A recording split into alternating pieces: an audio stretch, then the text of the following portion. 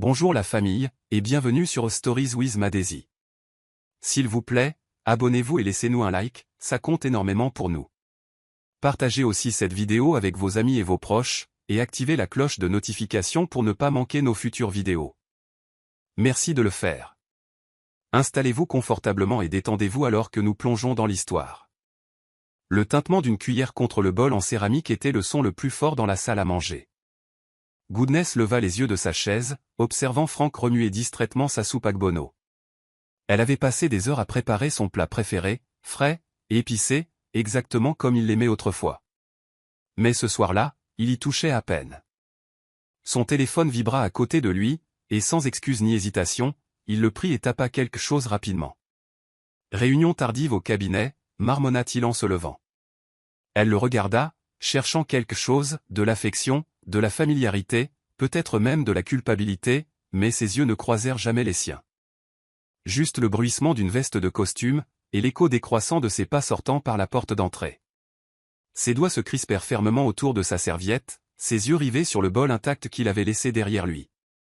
Après son départ, Goodness resta assise dans la pénombre de leur salle à manger, l'ampoule du plafond vacillant légèrement. Elle se pencha lentement en arrière, sa poitrine se serrant comme si une corde invisible avait été tirée trop fort. Il fut un temps où Frank rentrait à la hâte, lui embrassait le front et enroulait ses bras autour de sa taille de cette manière joueuse qui la faisait rire même quand elle était agacée. Cet homme avait disparu, remplacé par un étranger qui remarquait à peine quand elle parlait. Le silence dans leur maison était devenu plus assourdissant chaque jour, plus de discussions nocturnes, plus de prières partagées avant de dormir, pas même de disputes pour briser le calme. Juste l'absence. « Est-ce moi » chuchota T.L. dans le vide, les larmes menaçant de couler mais n'y parvenant pas. Non, quelque chose de plus profond changeait, quelque chose qu'elle ne pouvait plus ignorer. Et tandis qu'elle débarrassait son repas intact, elle sut que ce silence n'était pas un accident. C'était un signal, un avertissement, un aperçu cruel de la tempête à venir. L'horloge tournait doucement en arrière-plan tandis que Goodness allumait la dernière bougie. Un doux parfum de vanille et de rose emplit la pièce, se mêlant à l'arôme du petit gâteau au chocolat qu'elle avait préparé cet après-midi-là. Elle se tenait devant le miroir, vêtue d'une robe rouge profonde qui épousait modestement ses formes, ses cheveux relevés sur le côté, des boucles d'oreilles en or brillant contre sa peau. La pièce était baignée d'une lueur dorée provenant des bougies dispersées, leurs flammes dansant sur les murs comme des souvenirs murmurés. Elle regarda à nouveau l'heure, 21h43, pas d'appel, pas de message. Elle se dirigea vers la fenêtre, regardant la route, s'attendant à moitié à voir des phares émerger et inonder l'allée. Son cœur, lourd mais plein d'espoir, continuait de lui dire « il est juste en retard ». Mais cet espoir s'amincissait à chaque minute qui passait, se dissolvant dans l'effroi. À minuit une, le vent dehors poussa un léger hurlement, presque comme s'il pleurait avec elle. Goodness était assise à la petite table à manger, les bras croisés sur sa poitrine, les yeux fixés sur la bougie vacillante au sommet du gâteau intact. La pièce ne semblait plus romantique, elle semblait vide, comme une célébration à laquelle personne ne s'était présenté. Son téléphone restait immobile, aussi silencieux que Frank l'avait été toute la journée. Elle murmura finalement pour elle-même, « Joyeux anniversaire », les mots se brisant sur sa langue. Puis, lentement, avec une grâce que seule la douleur pouvait enseigner, elle se pencha en avant et souffla la bougie. Dans l'obscurité soudaine, elle resta assise, immobile, les larmes coulant librement maintenant. Son esprit revint à leur premier anniversaire, comment Frank l'avait surprise avec une escapade à l'hôtel et lui avait préparé le petit déjeuner au lit. Cet homme ressemblait à un fantôme lointain. Ce soir-là, elle ne pleurait pas seulement une date oubliée, elle pleurait un amour qui lui glissait entre les doigts, silencieux et cruel. Et le pire, c'est qu'il ne le remarquait même pas. Goodness était entré dans la boutique, uniquement pour acheter une simple robe portefeuille en Ankara pour la visite prochaine de Beryl. Alors qu'elle attendait au comptoir, ses oreilles captèrent des fragments de rire et de commérage de deux femmes qui regardaient près de la section des bijoux. « Tu ne les as pas vus ?» Frank et cette fille, Natacha, étaient à Lorena le week-end dernier. Ils se tenaient la main comme des jeunes mariés, dit l'une d'elles en gloussant. « Mais il est marié, non » chuchota l'autre, faussement scandalisé. « Les hommes mariés sont sa spécialité. » Goodness se figea. Le sac dans sa main glissa légèrement. Son cœur battait si fort qu'elle craignait qu'elle ne l'entende. Elle se détourna d'elle, le visage calme, mais ses entrailles se tordaient comme dans une tempête. Natacha. Le nom était inconnu, mais la familiarité et leur certitude la piquèrent au vif. Elle sortit son téléphone et commença à faire défiler n'importe quoi, les yeux vides tandis que les mots se rejouaient dans sa tête. Franck et cette fille, Natacha. Elle quitta la boutique sans son achat. Ses pieds semblaient lourds sur le trottoir, chaque pas faisant écho à la montée de la trahison qui gonflait en elle. Le soleil brillait, mais tout autour d'elle semblait pâle. Elle n'affronta pas les femmes, n'appela pas Franck, ne s'effondra pas. Elle passa en mode survie, ses émotions compactées fermement dans sa poitrine, attendant le bon moment pour se briser. Chez elle, elle s'assit sur le canapé et fixa le mur. Il ne ferait pas ça. Le ferait-il, se murmura-t-elle. Mais son âme connaissait déjà la réponse. Ce n'était pas le nom ou les ragots de la boutique qui faisaient le plus mal. C'était la façon dont elle parlait naturellement de son mari, à quel point le monde semblait à l'aise avec sa trahison. Ses mains tremblaient alors qu'elle les serrait fort, les pressant contre sa bouche pour étouffer le cri qui montait. Si des inconnus savaient déjà ce qu'elle craignait, depuis combien de temps la prenaient-ils pour une idiote? Goodness cessa de poser des questions qui n'obtiendraient pas de réponses honnêtes. Elle commença à remarquer les choses à la place. Des signes discrets et subtils qui peignaient une vérité bruyante. Le parfum. Il était nouveau et cher. Franck n'avait jamais aimé changer de parfum. Mais maintenant, chaque fois qu'il partait pour ses soi-disant réunions, il était aspergé de quelque chose de lourd et d'étranger. Ses costumes sentaient un parfum différent, qui n'était pas le sien. Des reçus glissés dans ses poches révélaient des dîners somptueux au restaurant auquel elle n'était pas invitée. Elle ne l'accusa jamais. Elle documentait simplement la trahison dans son esprit. Elle commença à noter les heures de ses appels, le temps qu'il passait sous la douche, le sourire à peine dissimulé quand elle lui demandait comment s'était passée sa journée. Il n'y avait plus de faux-semblants, seulement une collecte de preuves. Chaque mensonge qu'il ne prenait pas la peine de couvrir la rendait silencieusement plus forte. Un soir, Franck laissa négligemment son téléphone sur la table basse alors qu'il prenait un appel dans la pièce voisine. La main de Goodness plana au-dessus. Elle n'était pas le genre de femme à fouiller dans le téléphone de son mari, mais ce soir-là, ses doigts tremblants défièrent son orgueil. Elle le déverrouilla avec le code familier, sa date d'anniversaire, et ouvrit ses messages. C'était là. Tu étais magnifique hier soir, avait écrit Natacha. J'aurais aimé ne pas avoir à quitter ton lit ce matin. Sa poitrine se serra. Elle ne fit pas un bruit. Elle referma le téléphone, le remit exactement là où il était, et se dirigea vers la cuisine. Tu veux du thé, demanda-t-elle quand Franck revint. Bien sûr, répondit-il, sans remarquer ses yeux rouges ou le léger tremblement dans sa voix. Alors qu'elle versait l'eau chaude, ses lèvres se courbèrent en un sourire amer. Elle n'avait pas besoin de se battre ou de crier. Elle avait besoin d'un plan. Beryl était assise sur le bord du fauteuil, ses yeux parcourant le salon silencieux. Elle avait remarqué la tension dans l'air dès son entrée, la façon dont les épaules de Goodness étaient trop hautes, comment elle se déplaçait comme une femme qui jouait un rôle, pas qui vivait. Elles discutèrent d'abord de choses légères, manucure, travail, nourriture, mais le silence entre leurs phrases en disait plus que leurs mots. Beryl pencha la tête, observant attentivement sa belle-sœur. « Goodness, dit-elle doucement, es-tu heureuse ?» La question trancha l'air comme une lame. Goodness cligna des yeux, mais ne répondit pas. Au lieu de cela, elle se leva et ajusta inutilement le rideau. Beryl soupira. « Tu n'as rien à dire, mais je le vois. Tu es en train de disparaître dans cette maison. » Elle plongea la main dans son sac et tendit à Goodness une photo de 3 ans plus tôt, elle, Franck et Goodness, riant sur une plage de Calabar. Tu étais pleine de lumière à l'époque. Goodness fixa la photo pendant un long moment, ses doigts traînant sur la surface lisse. Je ne sais pas où elle est partie, admit-elle doucement. Beryl se pencha en avant. Peut-être qu'elle est toujours là, juste enterrée sous l'insouciance de quelqu'un d'autre. Elle hésita avant de continuer. Franck a toujours eu ses défauts, mais dernièrement, il ne fait même plus semblant. J'entends des choses, Goodness, et je déteste la façon dont les gens parlent de toi comme si tu étais invisible. La gorge de Goodness se serra. Elle voulait hurler, pleurer, rager, mais tout ce qu'elle put faire fut d'acquiescer lentement. J'essaie toujours d'être assez pour lui, murmura-t-elle, mais je pense qu'il a cessé de me voir il y a longtemps. Beryl se leva et l'enlaça. Alors arrête d'essayer d'être assez pour quelqu'un qui continue de choisir moins. Quand Beryl partit, Goodness resta à la fenêtre, tenant la photo contre sa poitrine.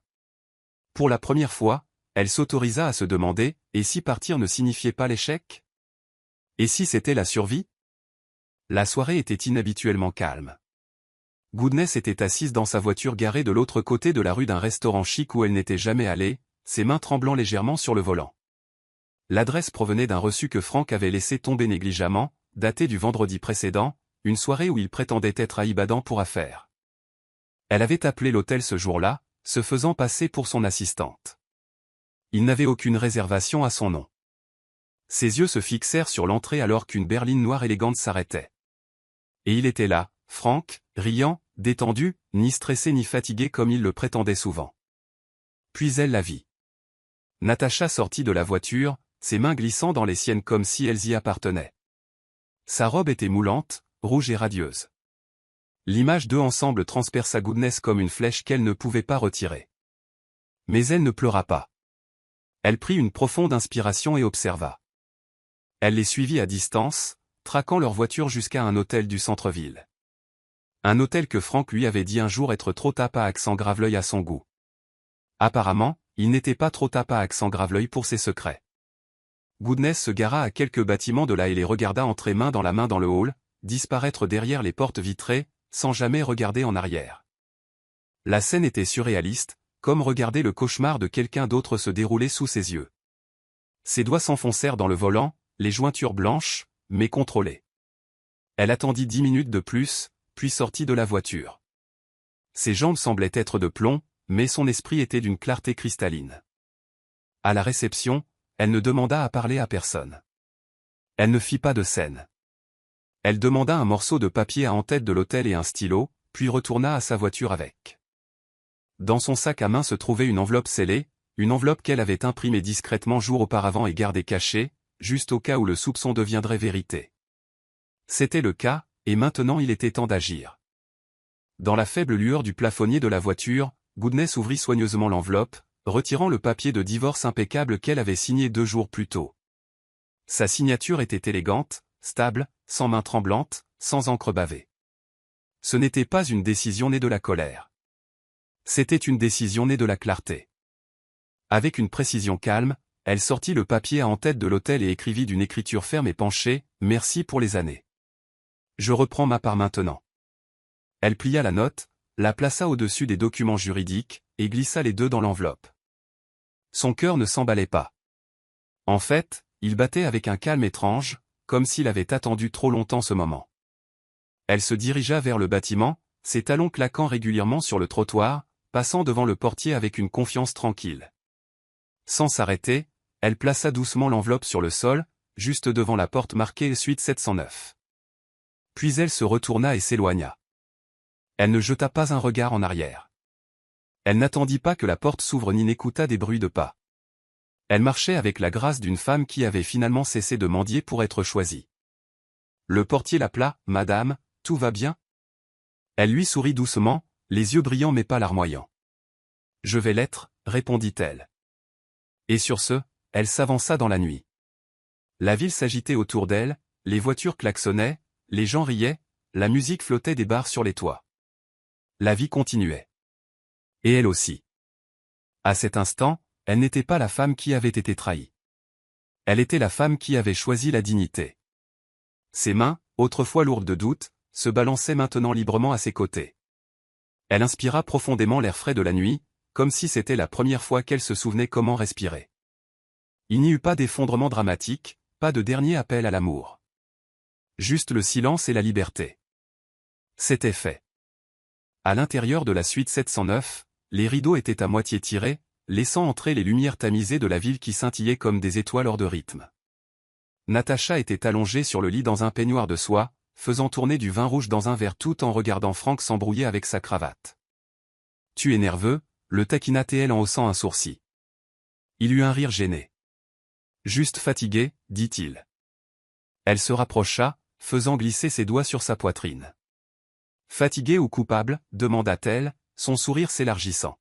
« Détends-toi, mon grand. Si ta femme n'a pas encore compris, elle ne comprendra jamais. » Frank força un sourire, mais son rire n'atteignit pas ses yeux. Il prit son téléphone et hésita, regardant vers la porte comme si quelque chose le retenait. Elle est distante, marmonna-t-il, plus pour lui-même que pour elle. Natacha se leva, s'approcha et lui releva le menton. C'est parce qu'elle est ennuyeuse. Tu mérites de l'excitation. Elle l'embrassa alors, profondément, lentement, possessivement. Mais alors qu'elle s'écartait, son regard se déplaça vers la porte. Tu sens ça, demanda-t-elle soudainement. Franck haussa un sourcil. Sentir quoi? Elle haussa les épaules. Je ne sais pas, comme si l'ambiance de la pièce venait de changer. Franck s'approcha et ouvrit la porte pour regarder dans le couloir. Vide, à l'exception d'une enveloppe posée proprement sur le sol. Ses sourcils se froncèrent. C'est à toi, demanda Natacha, son ton soudain plus alerte. Il se pencha, la ramassa et reconnut instantanément l'écriture. Son estomac se noua. C'est de Goodness, murmura-t-il. Elle était là, la voix de Natacha s'aiguisa. Franck déchira l'enveloppe et lut la note. Puis il vit les papiers de divorce, sa signature claire et définitive. Ses mains tremblaient. Natacha s'approcha et regarda par-dessus son épaule. Eh bien, je suppose qu'elle a compris. Elle sirota à nouveau son vin, imperturbable. C'est un problème de moins, non? Mais Franck ne répondit pas. Il recula lentement dans la pièce, les yeux écarquillés d'incrédulité. La femme sur le lit ne le réconforta pas. L'air autour de lui semblait plus froid qu'avant. Et pour la première fois, Franck réalisa qu'il avait peut-être franchi une ligne qu'il ne pourrait jamais retraverser. Dehors, le trottoir était glissant de rosée, brillant faiblement sous les lampadaires. Goodness marchait lentement, chaque pas délibéré, chaque respiration régulière. Les bruits de la ville l'entouraient, klaxons, rires, musique lointaine. Mais dans ses oreilles, tout ce qu'elle entendait était le rythme de ses talons et le murmure de sa liberté. Son cœur ne s'emballait pas.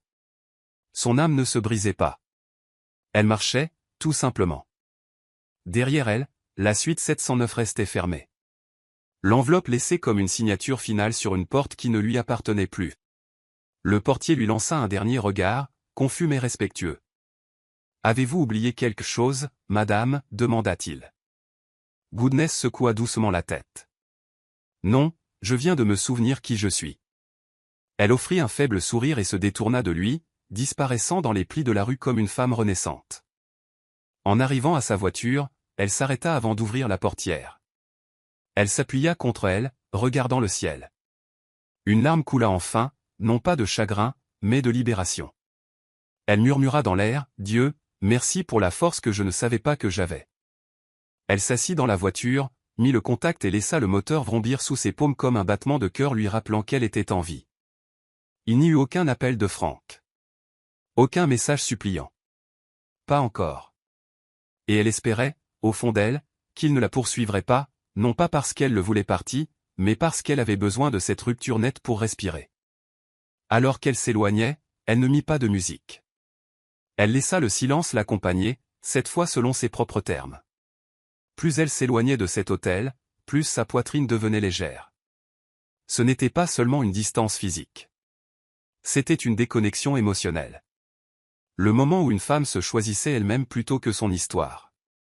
Et alors que les feux arrière disparaissaient à l'horizon, les derniers vestiges de qui elle était avec lui s'évanouissaient également. De retour dans la suite, Franck était assis sur le bord du lit. Les papiers de divorce étaient étalés devant lui comme du verre brisé. Il ne savait pas comment les contourner. Natacha parla à nouveau depuis la salle de bain, ébouriffant ses cheveux. « Tu vas rester à les fixer toute la nuit ?» demanda-t-elle, mais sa voix ne l'agitait plus. Franck se leva brusquement, ouvrit la porte d'un coup sec et regarda de haut en bas dans le couloir.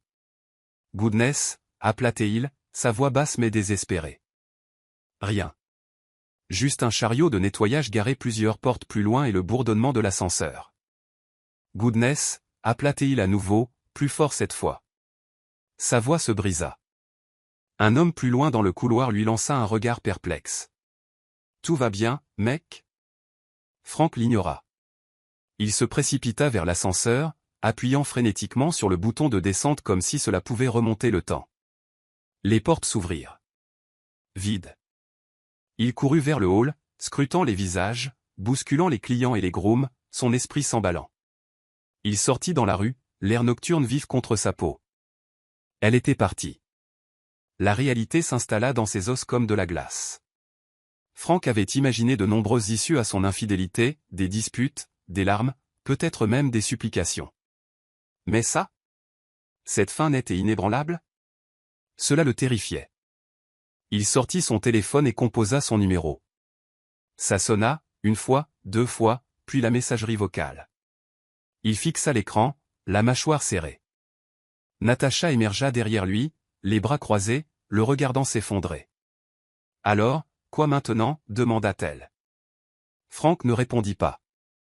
Il s'appuya contre un poteau, respirant lourdement, regardant les voitures passer à toute vitesse. « Elle t'a quitté. N'est-ce pas ce que tu voulais » ajouta Natacha. Frank se tourna lentement vers elle, les yeux rouges. « Non, dit-il, la voix rauque. C'est ce que je méritais. » Il leva les yeux vers le ciel éclairé par la lune et murmura le nom dont il n'aurait jamais pensé qu'il lui manquerait. Goodness. La porte d'entrée s'ouvrit violemment avec un bruit sourd alors que Frank faisait irruption dans la maison, sa veste de costume à moitié enlevée et sa chemise froissée. Les lumières étaient éteintes, mais il n'en avait pas besoin pour savoir ce qui avait changé. Les chaussures qu'il accueillait habituellement à l'entrée, les siennes, toujours bien alignées, avaient disparu. Le coussin qu'elle réajustait toujours, peu importe à quel point il était parfaitement placé, manquait. Son odeur, jasmin doux et mélisse citronnée, s'était évanouie comme si elle n'avait jamais existé. Frank se tenait au centre du salon, les yeux hagards, la bouche sèche. « Goodness » appela-t-il dans le silence, la voix brisée. Il se précipita dans les escaliers, deux par deux, ouvrant les placards à la volée, tirant les tiroirs. Vide. Seul son côté de la penderie était nu, son costume à lui étant toujours suspendu à côté de rien. Il attrapa une photo encadrée de leur mariage et la jeta à travers la pièce. Le verre se brisa, faisant écho à son incrédulité. « Ça ne peut pas être ça » marmonna-t-il en faisant les 100 pas. Il entra d'un pas lourd dans le bureau, où des piles de ses documents d'enseignement reposaient autrefois en tas bien ordonnés. Débarrassé. Il renversa la chaise d'un coup de pied. Ses mains tremblaient alors qu'il attrapait les documents de divorce qui étaient maintenant étalés sur la table à manger.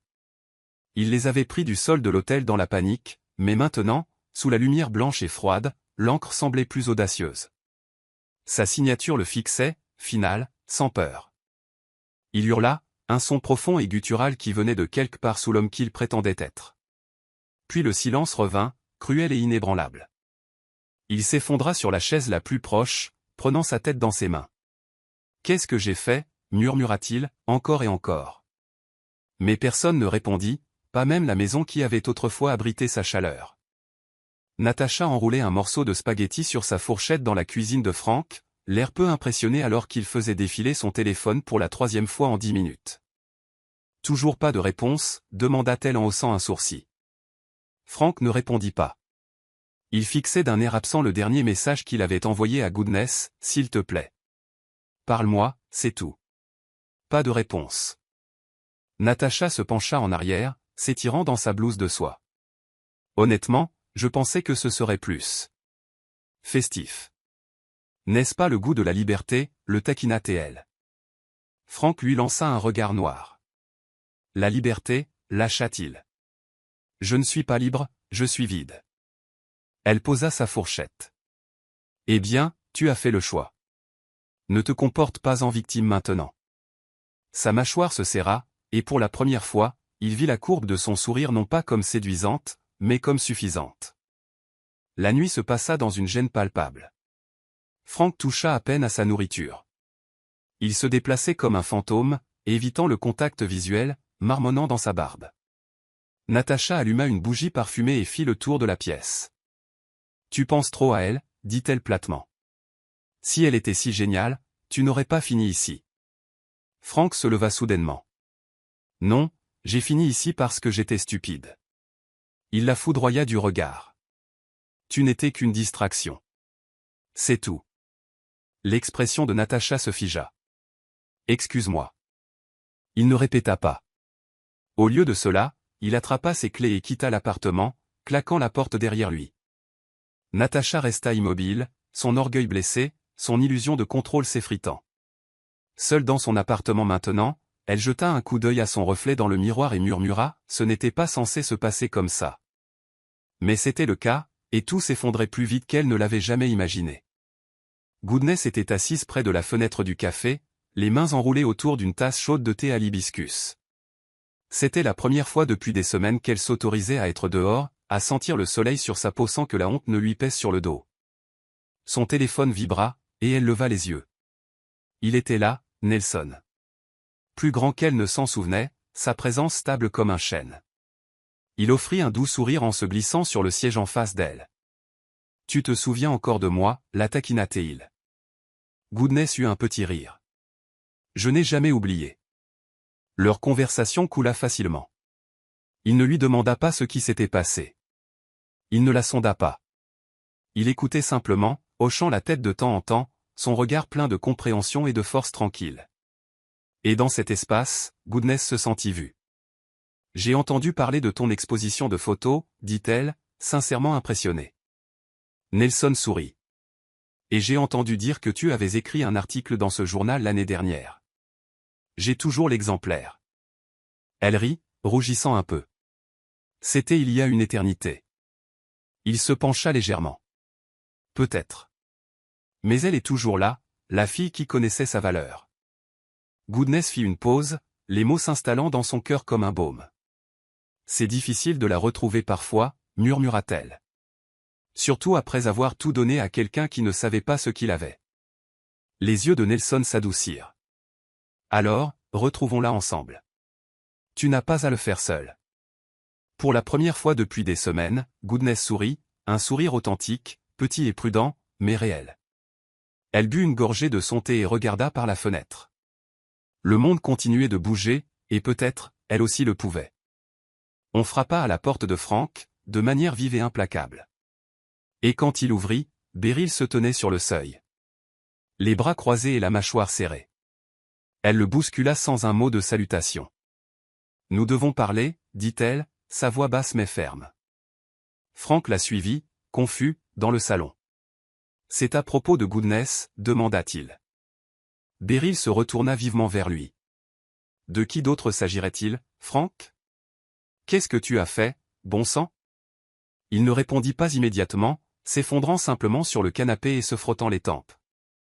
Elle jeta une petite photographie sur la table basse, une de Goodness berçant un enfant malade lors de leur programme d'aide de l'église l'année dernière. Ses yeux sur la photo étaient fatigués mais gentils. Stable. Fort. C'est la femme que tu as tenue pour acquise, lança Beryl. La femme qui est restée à tes côtés quand tu n'avais rien d'autre que du potentiel. Et tu l'as jetée. Pourquoi ? Frank fixa la photo en silence. J'ai fait une erreur, murmura-t-il, sa voix se brisant. Non, dit Beryl durement. Une erreur, c'est oublier un anniversaire. Ce que tu as fait, c'est une trahison. Ces mots le frappèrent comme des briques. Elle s'assit en face de lui et ne s'adoucit que légèrement. Je l'ai vu te construire. Pas financièrement, mais émotionnellement. Spirituellement. Tu étais meilleur avec elle. Les yeux de Frank s'emplirent de larmes, mais Beryl ne s'y a pas. Tu penses qu'elle va revenir, demanda-t-elle. Il secoua lentement la tête. Je ne sais pas. Elle se leva et regarda autour de la pièce. Tu as perdu plus qu'une femme, Frank. Tu as perdu ton encre. Ton miroir. La seule personne qui te voyait au-delà de ton ambition. Elle se dirigea vers la porte, puis se retourna. Et je te le dis une fois, si elle a besoin de moi, je serai là. Peu importe ce que dit le sang, car la loyauté ne vient pas de l'ADN. Elle vient de la vérité. Elle le laissa là, se noyant dans le silence qu'il avait créé. Frank était assis sur la banquette arrière de sa voiture devant son immeuble de bureau, faisant défiler son téléphone avec des mains tremblantes. Des messages avaient commencé à filtrer, des murmures et des questions masquées en inquiétude. J'ai entendu parler de la séparation. Ça va, mec ? J'ai vu le nouvel article sur Goodness dans le magazine Women of Strength. Elle a l'air incroyable. La photo lui coupa le souffle. Elle était là, posée dans une robe pêche douce, debout à côté de Nelson, la légende disant, de l'ombre à la lumière, son histoire de grâce. Elle semblait en paix, intacte par la tempête qu'il avait laissée derrière lui. Frank sentit la jalousie lui monter à la peau. Non pas parce qu'elle était avec quelqu'un d'autre, mais parce qu'elle avait survécu. S'était épanouie, sans lui. À l'intérieur du bureau, le changement d'énergie était indéniable. Ses collègues le regardaient à peine dans les yeux, et quelques-uns de ses employés évitaient désormais toute conversation anodine. On dit qu'il l'a trompé avec une fille des relations publiques, marmonna quelqu'un près de l'ascenseur. Sa femme était trop bien pour lui de toute façon. Frank sentit chaque murmure comme un coup de fouet sur son orgueil. Même son assistante, qui l'accueillait autrefois avec un « bonjour, monsieur » éclatant, lui offrait maintenant seulement un signe de tête poli. Cet après-midi-là, il entra dans la salle de conférence. Mais la pièce semblait plus froide.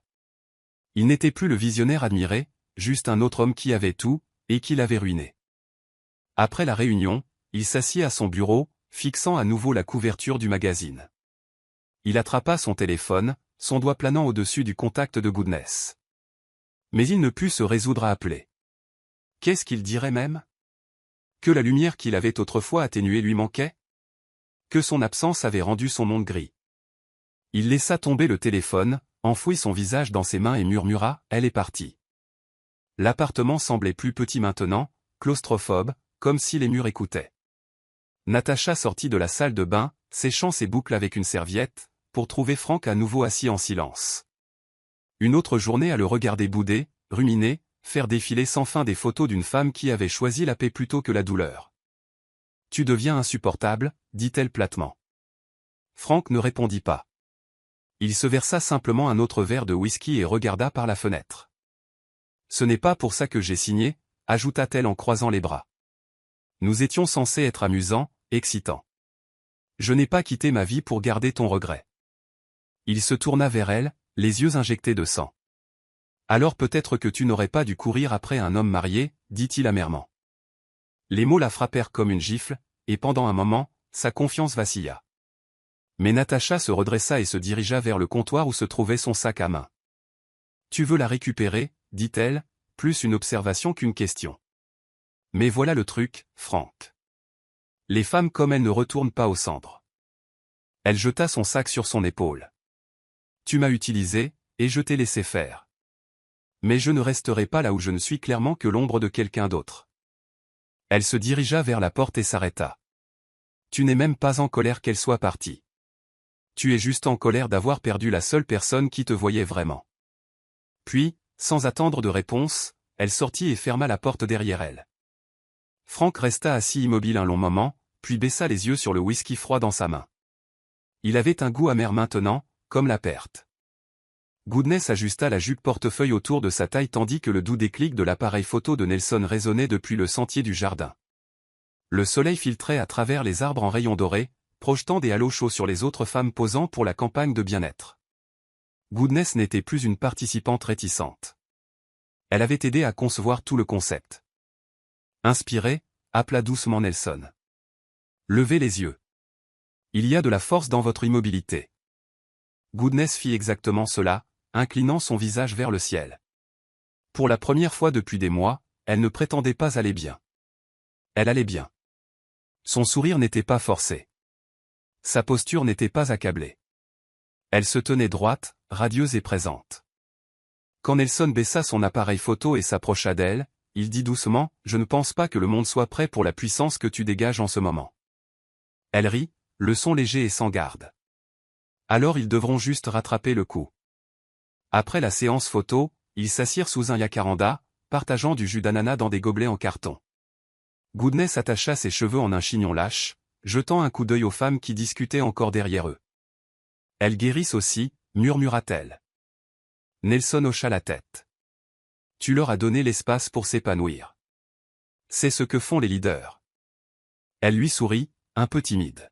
« Je n'avais pas prévu de devenir l'exemple de qui que ce soit. » Il se pencha en arrière, son ton plus sérieux. « Mais tu le es. Tu es parti quand il aurait été plus facile de rester pour les apparences. Et regarde-toi maintenant. » Les yeux de Goodness s'embuèrent, mais elle garda son sang-froid. « J'apprends encore à ne pas douter de moi, » admit-elle. « Chaque jour, je choisis d'être entière, même quand c'est difficile. » Nelson l'étudia un moment, puis murmura « Et ça, Goodness, c'est ce qui te rend inoubliable. Elle détourna le regard, le cœur battant, non pas parce qu'elle avait besoin de validation, mais parce que c'était beau d'être vue et non plainte. Franck était assis seul à leur restaurant préféré, niché dans un coin faiblement éclairé près de la fenêtre où elle riait le plus. Le serveur s'était arrêté, surpris, quand il était entré seul. Une table pour deux, avait-elle demandé. Non, avait-il dit doucement, juste moi. Le serveur avait hésité avant de l'installer quand même.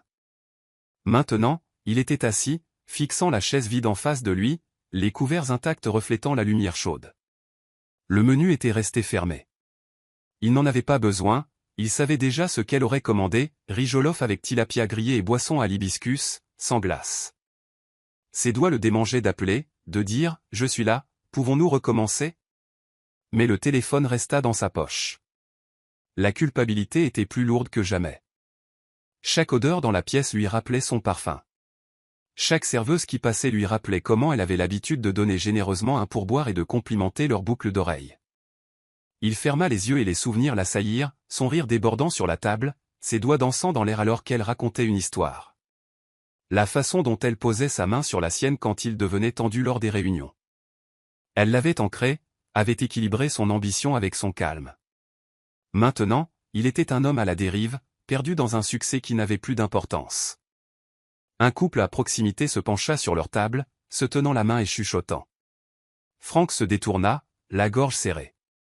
Il prit une profonde inspiration et attrapa le verre de vin, la même marque avec laquelle Goodness et lui avaient trinqué la nuit où il avait décroché son premier gros client. Mais ce soir, le goût était différent, fade, sans vie. Il paya l'addition plus tôt et sortit avant le dessert. Dehors, le vent frôla son col alors qu'il murmurait son nom dans la nuit. Mais il fut avalé par la brise et personne ne répondit. Le téléphone de Beryl sonna juste après 22 heures. Elle fronça les sourcils en voyant le nom de l'appelant, Franck. Elle hésita à ignorer, mais répondit quand même. « Qu'est-ce que c'est » demanda-t-elle sèchement. Franck hésita à l'autre bout du fil. « J'ai besoin de savoir comment elle va. » Beryl soupira et se redressa dans son lit. « Pourquoi maintenant » demanda-t-elle. « Pourquoi t'en soucier après que les dégâts soient faits ?» La voix de Franck se brisa. « Parce que je ne peux pas dormir, je ne peux pas penser. Je suis en train de m'effondrer et j'ai besoin d'entendre qu'elle va bien. » Beryl ferma les yeux, une vague d'irritation la submergeant. « Elle va plus que bien, Franck. Elle reconstruit ce que tu as essayé de détruire. Elle trouve la paix là où tu ne l'as jamais offerte. » Il y eut un silence sur la ligne. « Tu penses qu'elle me reparlera un jour » demanda-t-il. « Honnêtement, répondit Beryl. Tu avais son cœur. Maintenant, elle apprend à le protéger. » Franck s'appuya contre le comptoir de la cuisine. Le téléphone pressait fermement contre son oreille. « Peux-tu au moins lui dire que je suis désolé ?» La voix de Beryl était ferme. « Elle n'a pas besoin de tes mots. Elle avait besoin de tes actions quand ça comptait. Et tu as fait ton choix. » Le souffle de Franck se coupa. « Tu ne crois pas aux secondes chances » demanda-t-il doucement. Beryl ricana. « Pas quand la première t'a été offerte comme de l'or et que tu l'as échangée contre du verre. » Elle s'adoucit légèrement. « Écoute, Franck. Je t'aimais comme mon frère. Mais ce que tu as fait ? Ça a brisé quelque chose en nous tous. Alors ne t'attends pas à ce qu'elle soit celle qui répare ça pour toi. » Elle mit fin à l'appel avant qu'il ne puisse répondre. À l'autre bout, Franck resta figé, la tonalité de la ligne déconnectée résonnant à ses oreilles. Pour la première fois, il réalisa que le regret n'était pas seulement de la douleur. C'était de l'impuissance. Franck se réveilla en sursaut, trempé de sueur, les draps emmêlés autour de ses jambes. La pièce était sombre, mais le rêve persistait avec une clarté vive. Goodness se tenait au bord d'un rivage, souriante, portant la même robe bleu pâle qu'elle portait le jour où il l'avait demandée en mariage. Les vagues s'écrasaient doucement derrière elle alors qu'elle murmurait « Tu avais tout, Franck. » Il avait essayé de l'atteindre, mais le sol continuait de se dérober, l'éloignant davantage. Il se frotta le visage des deux mains, le cœur battant la chamade. C'était la 3e fois cette semaine-là qu'il rêvait d'elle. Et chaque fois, elle s'évanouissait avant qu'il ne puisse dire ce qu'il voulait. Alors que l'aube se levait, projetant une mince lumière grise à travers la chambre, il se leva lentement et se dirigea vers le miroir. Son reflet le surprit. Les yeux qui le fixaient étaient fatigués, cernés, pluvieux. « Qui es-tu » se demanda-t-il à voix haute. Il posa ses paumes à plat sur la commode, fixant le miroir comme s'il pouvait offrir une version différente de lui-même. Mais ce n'était pas le cas. Il ne montrait que l'homme qui avait choisi l'égoïsme plutôt que le sacré. Franck avait toujours été fier d'être composé, déterminé, mais maintenant, sous le succès et les vêtements sur mesure, il ne voyait que des décombres. Il essaya de se raser, mais s'arrêta à mi-chemin, envahi par un étrange vide. Il se souvint comment Goodness riait chaque fois qu'il se coupait le menton. « Tu ne fais jamais attention », le taquinait elle, en pressant un mouchoir sur la blessure avec ses doigts doux. Il toucha son visage comme s'il pouvait encore la sentir. La maison résonnait de silence. Les photos au mur se moquaient de lui, sourire figé d'une vie qui lui avait glissé entre les doigts. Il prit son téléphone et ouvrit son album photo, faisant défiler lentement. Elle était là, vivante en pixels, riant, cuisinant, somnolent sur le canapé. Mais les images ne pouvaient pas lui répondre, et le miroir n'avait plus rien à montrer. Franck resta assis à son bureau pendant près de 2 heures, le curseur clignotant sur un brouillon de mail vide. Aucune combinaison de mots ne semblait suffisante. Il soupira et sortit une feuille de papier crème, se souvenant à quel point Goodness aimait les notes manuscrites, comment elle glissait des petits mots de remerciement dans son sac repas. Il prit un stylo à encre noire et commença à écrire. « Cher Goodness », commença-t-il. « Il n'y a pas de mots assez grands pour contenir mon regret. Mais je dois essayer. » Son écriture vacilla au début, puis se stabilisa.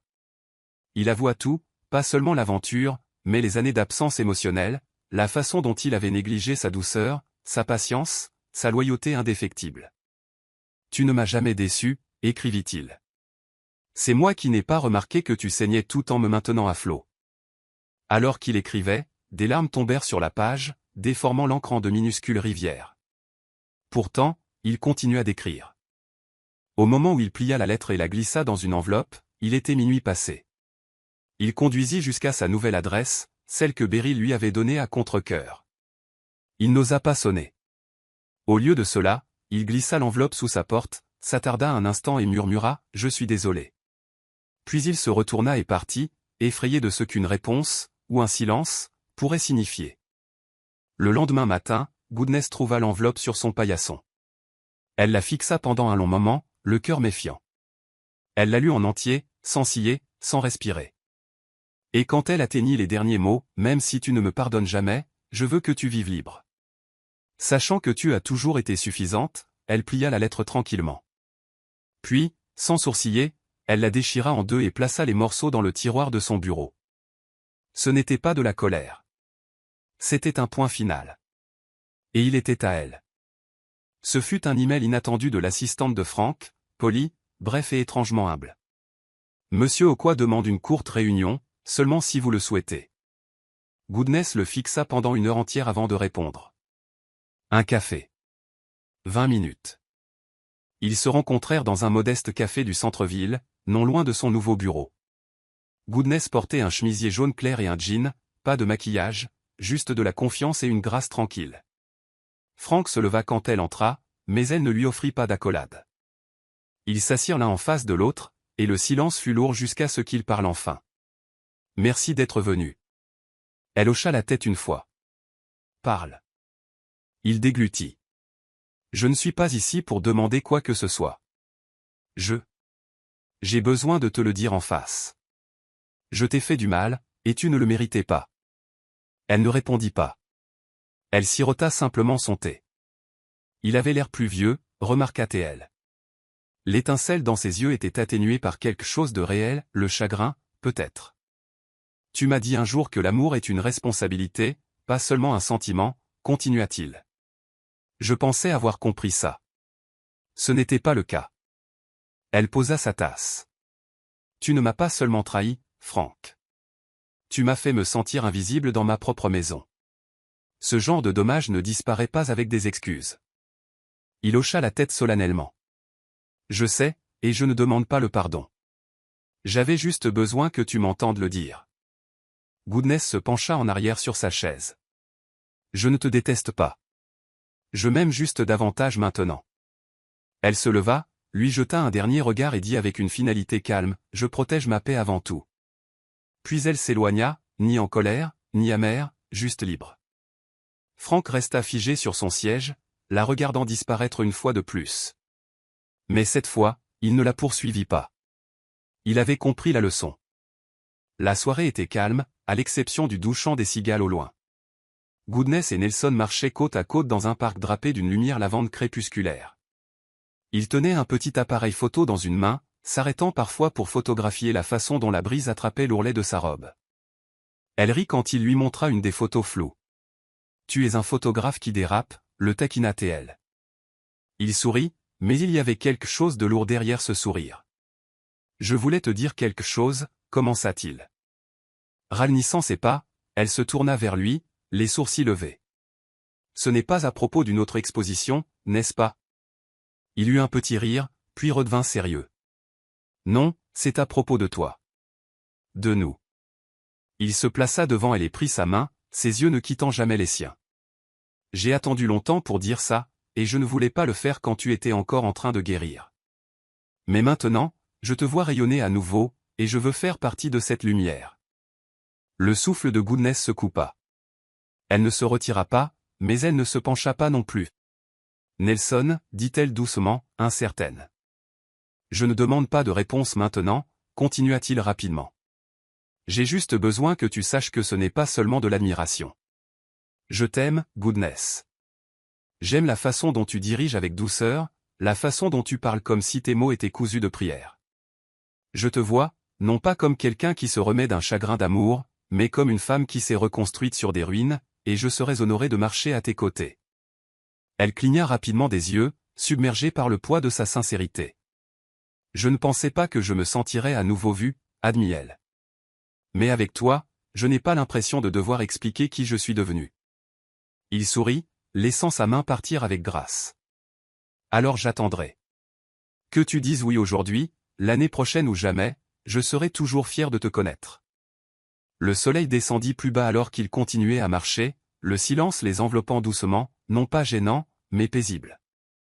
Goodness était assise en tailleur sur le plancher en bois d'un studio rustique dans les collines, ses paumes ouvertes sur ses genoux, les yeux fermés tandis que le coach de la retraite murmurait de douces affirmations. Autour d'elle, une douzaine d'autres femmes inspiraient profondément, relâchant des mois, des années de fardeau à chaque expiration. La retraite de guérison pour femmes avait été l'idée de Nelson, mais la décision d'y aller avait été la sienne seule. C'était un espace intact de toute attente, où personne ne lui demandait d'être forte ou de pardonner, juste présente. Pendant l'un des exercices d'écriture, elle se surprit à écrire « Je ne porte plus le poids de devoir prouver que j'étais suffisante. Je le suis. » Elle fixa la phrase pendant des minutes, laissant la vérité s'installer. La guérison n'était pas linéaire. Elle venait par vagues, dans des moments calmes comme celui-ci, dans des regards partagés avec des femmes qui comprenaient le chagrin et la grâce. Plus tard dans la nuit, les femmes se rassemblèrent autour d'un feu de camp, racontant à tour de rôle des histoires, certaines brisées, d'autres courageuses. Goodness partagea la sienne, la voix stable, le cœur ouvert. Il y eut des larmes, oui, mais il y eut aussi des rires. Une femme, une veuve nommée Chao, tendit la main et serra la sienne. « Tu n'as pas seulement fui la douleur, dit-elle. Tu as marché vers ta mission. » Cette nuit-là, alors que les flammes vacillaient et que les étoiles s'éveillaient, Goodness se sentit entière d'une manière dont elle n'avait pas su qu'elle avait besoin. Dans sa cabane plus tard, elle sortit une lettre, non pas celle de Frank, mais une qu'elle s'était écrite à elle-même au début de la retraite. « Cher moi, je promets d'arrêter de me rétrécir pour un amour qui ne grandira pas avec moi. » Elle sourit et plaça la lettre sous son oreiller.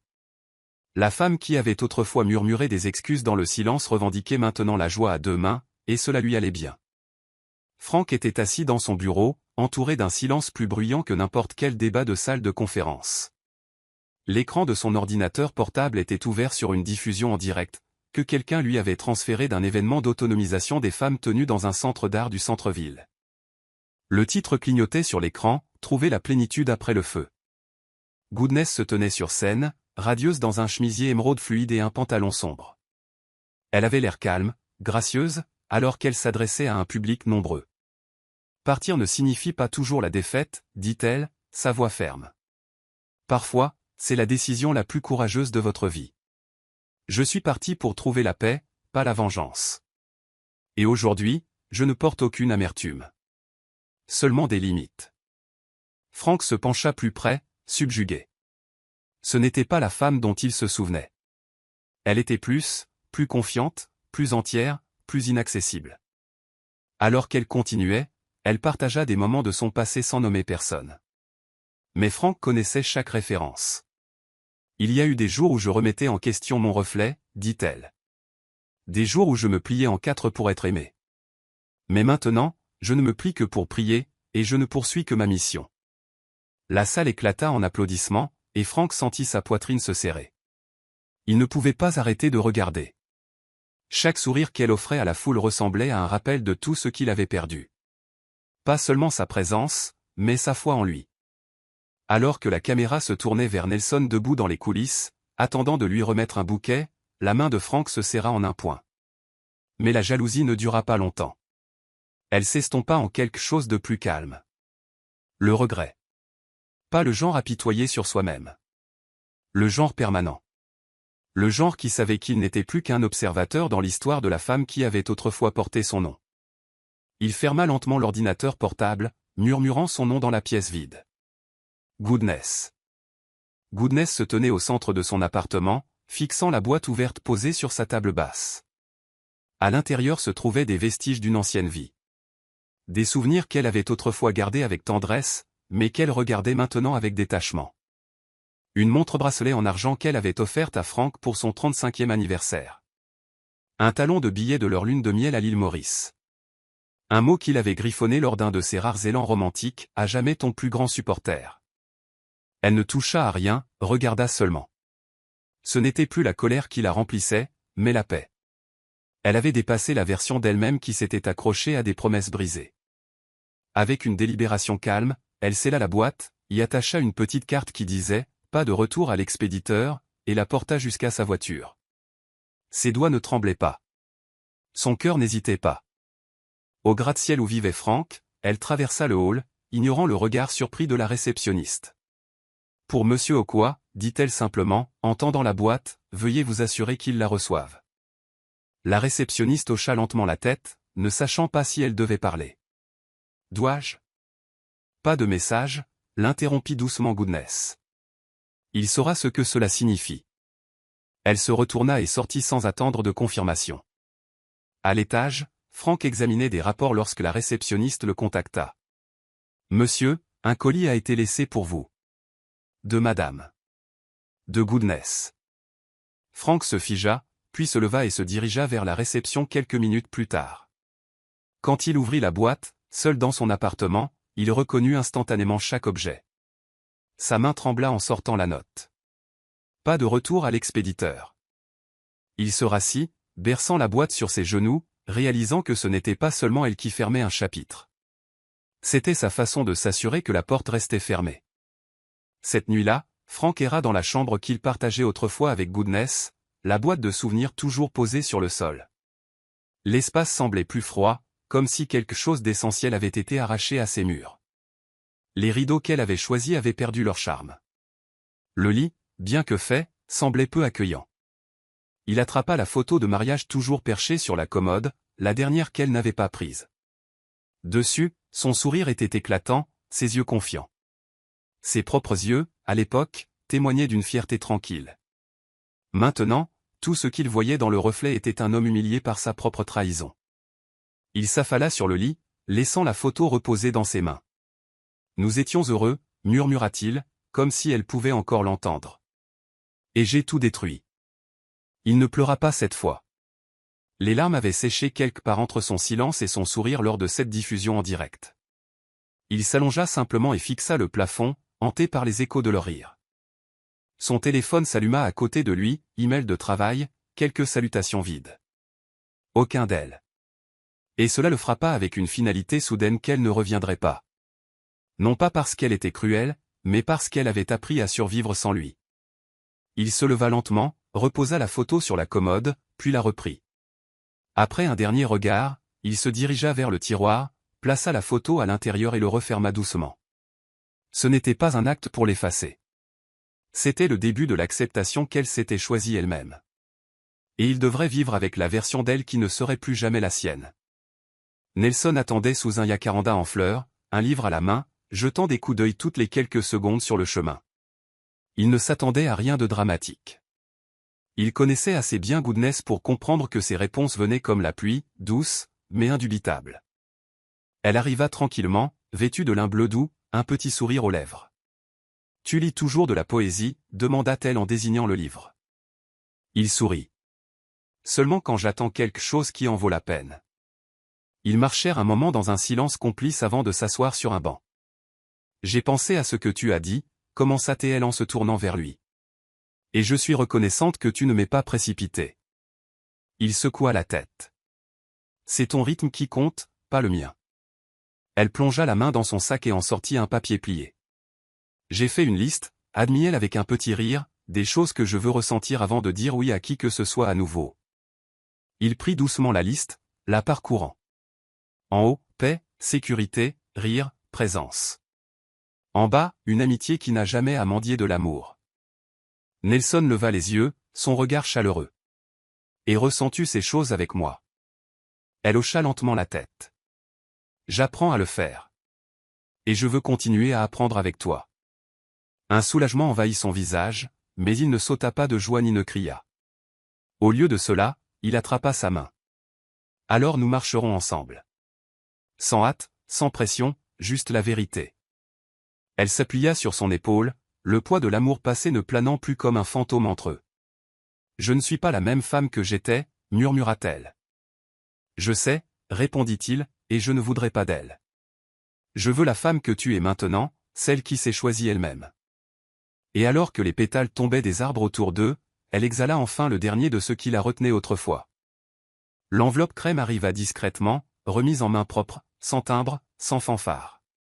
Frank la fixa longuement sur le comptoir de sa cuisine avant de l'ouvrir. À l'intérieur se trouvait une seule carte élégante bordée d'une feuille d'or. L'en-tête disait « Une soirée de renouveau, célébration du lancement du projet Allness Within ». En dessous, en plus petit, fondé par Goodness Okwa. Ses mains tremblèrent légèrement alors qu'il la retournait et voyait les mots « Vous êtes le bienvenu ». Sans attente. Il n'y avait pas de signature, pas de supplication, pas de chaleur persistante, juste une porte ouverte. Pendant des heures, Frank débattit. Il répéta des excuses, imagina ce que ce serait de s'asseoir dans l'ombre et de la regarder briller. Finalement, il enfila un costume anthracite et s'assit tranquillement au dernier rang de la salle d'événements, le cœur battant, la gorge serrée. La salle était remplie de gens, femmes, hommes, couples, professionnels, artistes. Au centre se tenait Goodness dans une combinaison pantalon ivoire fluide, ses cheveux relevés en un chignon tressé, son assurance naturelle. Quand elle prit le micro, la salle se tut. « Il ne s'agit pas de douleur, dit-elle. Il s'agit de ce qui se passe lorsque nous arrêtons d'attendre que quelqu'un d'autre valide notre voix. » La foule se pencha en avant. Elle parla de résilience, de création d'espace où les femmes pouvaient être vues, entendues et soutenues. Sa voix ne faiblit jamais. Frank regardait, immobile, alors qu'elle remettait de grands prix, étreignait d'autres survivantes et riait comme quelqu'un qui n'avait plus rien à cacher. Alors qu'elle descendait de scène, leurs regards se croisèrent un très bref instant. Elle hocha la tête une fois, un accusé de réception, pas une invitation. Il hocha la tête en retour et se leva pour partir, tenant la carte d'invitation près de sa poitrine. Elle n'avait pas eu besoin de claquer la porte. Elle en avait simplement construit une autre qu'il ne pourrait plus franchir. Le miroir reflétait une femme qui était devenue sa propre définition de la complétude. Goodness se tenait dans une robe blanche douce qui frôlait ses chevilles, pieds nus sur le parquet poli de son studio. La lumière du soleil entrait à flot par les grandes fenêtres, caressant sa peau de touches dorées. Elle tourna lentement, ajustant un bracelet délicat, celui que sa mère portait lorsqu'elle se sentait la plus puissante. Il n'y avait pas de public, pas de musique, pas de bouquet, juste elle et son reflet. Elle se regarda longuement dans les yeux avant de murmurer « Tu l'as fait ». Elle sourit, non pas à cause d'un homme ou d'un titre, mais parce qu'elle ne craignait plus le son de son propre nom. Derrière elle, sur une petite table, se trouvait une note encadrée qu'elle avait écrite plus tôt ce matin-là, « Je suis mon propre vœu ». Plus tard dans la journée, Nelson arriva, portant 2 smoothies et un chevalet sous le bras. Il l'embrassa sur la joue, s'installa près de la fenêtre et commença à dessiner pendant qu'elle préparait une tisane. Il n'y avait pas besoin de déclaration. Il comprenait déjà le rythme sacré entre eux, non dit, sans hâte. Alors que le crépuscule s'installait, Goodness sortit pieds nus, laissant l'herbe bercer ses pas. Des enfants riaient au loin. Quelque part, une cloche d'église sonnait faiblement. Elle ferma les yeux et inspira le soir, calme, sûr, enraciné. Elle n'avait pas besoin d'être sauvée. Elle n'avait pas besoin de vengeance. Elle s'était choisie elle-même, et ce faisant, avait trouvé tout ce qu'elle pensait avoir perdu. La guérison n'était pas venue avec des feux d'artifice ou des applaudissements. Elle était venue en choisissant de rester quand tout le reste disait de fuir. Et alors que le ciel virait au crépuscule, elle murmura une fois de plus, « Merci, mon Dieu, de m'avoir aidé à retrouver le chemin de la maison, vers moi. » Voici le verset biblique. Proverbe 31, verset 25, elle est revêtue de force et de dignité. Elle rit en pensant à l'avenir. Pourquoi ce verset? Ce verset résume parfaitement la transformation de Goodness, sa force tranquille, sa dignité inébranlable et la paix qu'elle a finalement trouvée. Elle n'a pas seulement survécu à la trahison. Elle s'est reconstruite si profondément qu'elle pouvait affronter l'avenir avec joie, et non avec peur. La morale de l'histoire. Se choisir soi-même n'est pas égoïste. C'est sacré. Quand l'amour se transforme en négligence, et que la loyauté est accueillie par la trahison, s'éloigner n'est pas une faiblesse. C'est de la sagesse. Goodness nous enseigne que la véritable guérison commence lorsque nous cessons de mendier pour être vus et commençons à nous tenir fermement dans notre valeur. Vous n'avez pas à rester là où votre âme se ratatine. Il y a du pouvoir dans la libération. Il y a de la liberté dans les limites. Et il y a une paix profonde et durable à devenir votre propre sanctuaire. C'est la fin de l'histoire. Qu'avez-vous appris de cette histoire? Laissez vos réflexions dans la section des commentaires. Laissez un like et n'oubliez pas de vous abonner et d'activer la cloche de notification pour être averti lorsque nous publierons nos prochaines vidéos. Partagez également cette vidéo avec quelqu'un qui pourrait être intéressé. Merci beaucoup d'avoir regardé.